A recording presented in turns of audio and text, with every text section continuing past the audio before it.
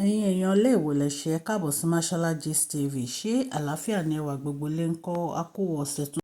Ọ̀sẹ̀ yìí asọ̀yìn sówó asọ̀yìn sọmọ asọ̀yìn sálàáfíà.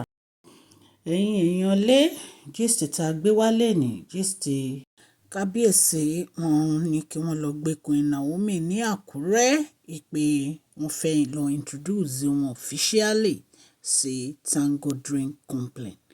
Ẹ̀yin náà mọ̀ pé àṣẹ gist kan recently pé kábíyèsí fi àǹtí Queen Naomi jẹ manager Tango Drink Company.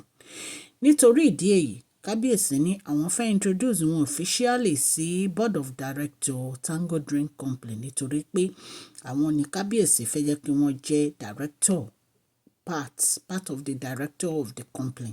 Wọ́n ní àwọn olórí wọn ni wọ́n bẹ̀rẹ̀ ìjàkadì nítorí pé wọ́n ní báwo ni kábíyèsí á tún ṣe fa Tango Drink Company lé Queen Naomi lọ́wọ́ wípé ṣe bí wọ́n ti gba oil and gas.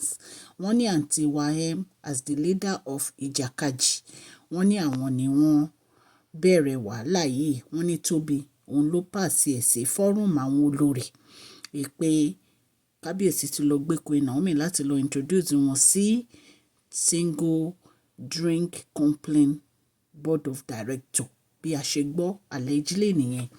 Wọ́n ní Dr. Elizabeth wọ́n ní kí ni tiwọn tí kábíyèsí bá introduce Queen Naomi sí Tango Drink Company director ìpè kí ni tiwọn ìpè ṣé kábíyèsí ò mọ nǹkan tó ń fẹ́ ni pé nǹkan tó máa ń bí àwọn nínú òun ni pé tí kábíyèsí bá fẹ́ ṣe nǹkan ìpè wọn á máa yẹ kábíyèsí lọ́wọ́ wò ìpè tí kábíyèsí bá ní àwọn fẹ́ fa Tango Drink lé Queen Naomi lọ́wọ́ ìpè kí ni wọ́n fẹ́ ṣe sí ìpè kí wọ́n fi Queen Naomi sílẹ̀ kí wọ́n jẹ́ kí Queen Naomi kan enjoy marriage wọn ìpè nǹkan tí Queen Naomi fẹ́ nìyẹn àti kábíyèsí ìpè kan jọ wà pọ̀ kí wọ́n padà sínú palace ìpè tí wọ́n bá lè support wọn kan back off.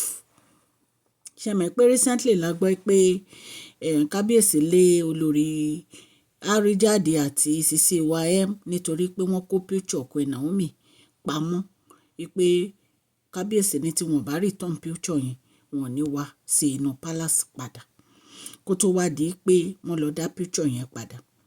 Ṣùgbọ́n oríṣiríṣi àwọn nǹkan náà ti ń ṣe nínú palace yẹn tó jẹ́ pé kábíyèsí kan máa ń dákẹ́ ni. Ẹ mọ̀ pé wọ́n ní forum wọ́n ní àǹtí wa Tóbi wọ́n lòun ló post kíní meeting èyí tí kábíyèsí fẹ́ gbé Queen Naomi lọ láti lọ introduce wọn sí board of director ti Tango Drink wọ́n lòun ló post ẹ̀ sórí forum àwọn olórí. Wọ́n ní bí gbogbo wọn ṣe bẹ̀rẹ̀ sí send message síra wọn nìyẹn tó ń bínú pé no kò possible ìpè báwo ni kábíyèsí báwo ni wọ́n ṣe tún ní àwọn fẹ́ fa Tango Drink Company lé Queen Naomi lọ́wọ́ ìpè kí ló dé tí kábíyèsí fẹ́ fún Queen Naomi ní everything tí wọ́n ní. Wọ́n ní pé kí ló dé tí kábíyèsí wọ́n fa everything lé Queen Naomi lọ́wọ́ pé ṣé àwọn ò kì í ṣe ìyàwó kábíyèsí ni pé ṣé Queen Naomi nìkan ni ìyàwó kábíyèsí ni. Wọ́n ní Dr. Elizabeth náà dẹ̀ ń dá wọn lóhùn nínú WhatsApp forum yẹn pé kí ni tiwọn tí kábíyèsí bá fà lé Queen Naomi lọ́wọ́ àwọn kọ́ ni àwọn bá ní ilé kábíyèsí ni ṣe bí first wife kábíyèsí ni ìpè ṣé kábíyèsí ò ṣe tó fáwọn ni ìpè ta ló mọ̀ wọ́n tẹ́lẹ̀ ìpè kò sẹ́ni tó mọ̀ wọ́n tẹ́lẹ̀ rárá ìpè ńgbà tó ń fẹ́ kábíyèsí láwọn èèyàn tó mọ̀ wọ́n. Wọ́n ní Queen Naomi sọ̀rọ̀ gbá wọn lórí ẹ̀yin èèyàn lé ẹ jẹ́ ká jọ wọ inú gist tèmi. Mashola Gist TV ń kí yín. Mashola Gist TV ń kí yín. Adúpẹ́ àtọpẹ́dá.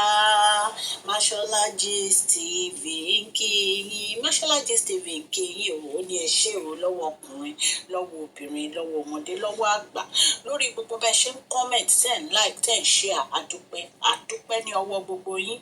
Mashola Gist TV ń kí yín. Ẹ̀yin olólùfẹ́ wa ẹ káàbọ̀ sí Mashola Gist TV ṣé ẹ̀ àlàáfíà ni ẹwà gbogbo lè ń kọ́. Orúkọ mi ni Máṣọlá kò yí padà. A máa ń sọ̀rọ̀ nípa celebrity gist, royal gist, politics àti gbogbo nǹkan tó ń ṣẹlẹ̀ ní agbègbè orílẹ̀-èdè bàbá wa ní ilẹ̀ Nàìjíríà. A ń sọ̀rọ̀ nípa celebrity gist, royal gist, politics àti gbogbo nǹkan tó ń ṣẹlẹ̀ ní orílẹ̀-èdè wa. Ẹ̀yin èèyàn lè tẹ́ bá ti subscribe, ẹ tẹ notification bell kẹ́ ẹ subscribe so that a bá ti post any gist ẹ̀ máa rí. A ń sọ Yorùbá lórí channel yìí nítorí pé a fẹ́ gbàgbé àṣà àti èdè wa. Ẹ̀yin èèyàn lé à ń ṣe advert lọ́lọ́kùn òjọ̀kan lórí channel yìí, ẹ kàn sí wa ní Mashola Gist TV. Ọlọ́run Elédùmarè á bá mi gbọ́wọ́ yín sókè o. Ọlọ́run Elédùmarè á bá mi ran gbogbo yín lọ́wọ́ o. Òkè òkè ni ọlá yín á máa lọ o. Ọlá yín ò ní lọ ìsàlẹ̀ láíláí. ẹ̀yin èèyàn lé wọ́n ní bí kábíyèsí ṣe sọ pé kí wọ́n lọ gbé Queen Naomi wá ní Àkúrẹ́ nìyẹn, tí wọ́n jọ lọ sí Èkó láti lọ introduce wọn sí àwọn board of director Tingo Drink. Wọ́n ní àwọn olórí, wọ́n ní wọ́n yarí o, wọ́n náà bínú lórí forum wọn. Wọ́n ní wọ́n ń sọ̀rọ̀ lórí ibẹ̀ pé kí ló dé, kí làwọn ṣe fún kábíyèsí, ipe kí làwọn ṣe fún kábíyèsí tí wọ́n fẹ́ fi ojú àwọn máa gbolẹ̀, wípé gbogbo nǹkan tí àwọn ṣe, wípé kábíyèsí ò appreciate o, wípé every time ni kábíyèsí náà ń fa gbogbo complain wọn lé Queen Naomi lọ́wọ́. Wípé kí wá ló dé tó jẹ́ pé kábíyèsí mú gbogbo complain wọn àti oil and gas o àti àwọn complain àwọn mortgage complain wọn. Wọ́n ní gbogbo ẹ̀ ni kábíyèsí ń fi Queen Naomi ṣaṣojú o. Wípé Queen Naomi this, Queen Naomi that. Wípé ọ̀rọ̀ yìí ó ti tojú sú àwọn. Wípé àwọn ò mọ nǹkan táwọn máa ṣe mọ́. Wípé gbogbo nǹkan táwọn ń ṣe, wípé pàbó ló ń já sí o. Wípé kí ló dé tí kábíyèsí tó ń ṣojú ayé tí wọ́n fi ìfẹ́ hàn sí gbogbo wọn. Nǹkan táwọn olórí sọ nìyẹn tá a gbọ́, ẹ̀yin èèyàn lé.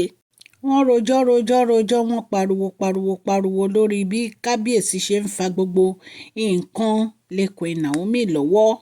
Wọ́n ní kí ló dé, kí ni kábíyèsí tún fẹ́ yẹ káwọn ṣe.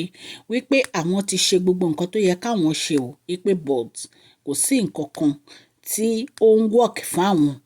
Wọ́n ní Dr. Elizabeth ní kí wọ́n stop láti máa pariwo.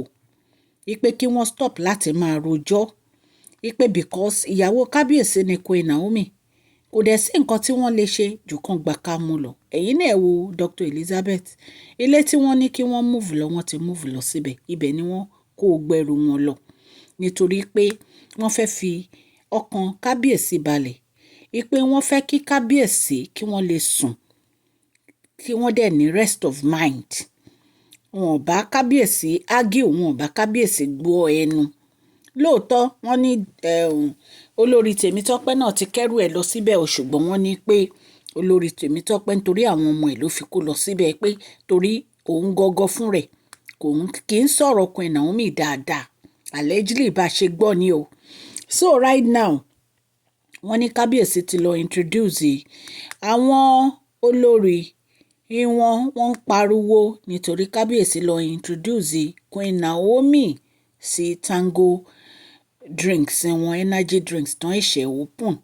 Wọ́n ní inú àwọn olórí ò dùn sí i pé wọ́n ní kábíyèsí pé gbogbo nǹkan tán ní náà ti gbé lé Queen Naomi lọ́wọ́ tán.